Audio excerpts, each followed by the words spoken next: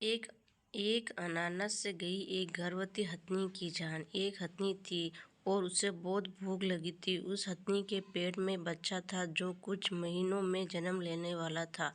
कुछ दिनों से हथनी जंगल में भूखी थी। गर्भ के दौरान ज़्यादा भूख लगने की वजह से वे खाने की खोज में एक जंगल से गांव में आ गई। रास्ते में उसे एक अनानास पड़ा हुआ मिला। भूखी होने की वजह से उसे जो खाना मिला उससे वह खुश हो गई।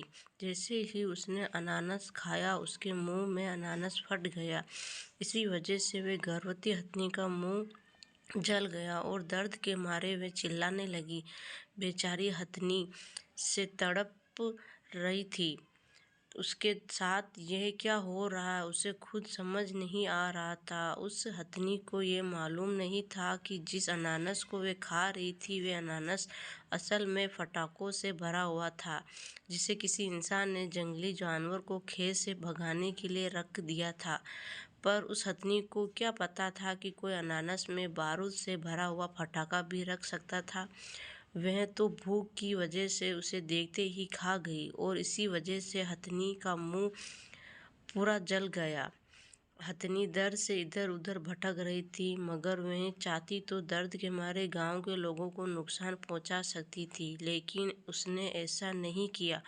वह सिर्फ जले हुए मुंह से राहत पाने की कोशिश कर रही थी। उसका पूरा मुंह जल जाने की वजह से वह कुछ खा नहीं पा रही थी और खाना ना मिलने की वजह से वह कमज़ोर हो गई और पेट में जो बच्चा पल रहा था उसे भी कुछ नहीं मिल रहा था। इसी वजह से वह बहुत बेचैन हो गई। गांव के लोग उसकी तकलीफ समझ नहीं पा रहे थे। एक तो मुंह जलने के कारण वह कुछ खा नहीं पा रही थी और उसके जख्म मुंह पर बैठे मक्खी उसे परेशान कर रही थी। आखिर में वे दर्द से राहत पाने के लिए पानी में चली गई। उसे लोग शायद पानी में रहने से उसे कुछ राहत मिले और लगातार 3-4 दिन तक वे पानी में बैठी रही। कुछ लोगों ने 2 हाथियों के जरिए उसे बाहर निकालने की कोशिश की, ये सोचकर कि शायद दूसरे हाथियों को देखकर वे पानी से बाहर आ जाए और बच सके, लेकिन वे हथनी पानी से बाहर नहीं आ सकी और वह अपना दम तोड़ दिया। वह हाथी अपने पेट में पल रहे बच्चे को बिना जन्म दिए ही इस दुनिया से चली गई।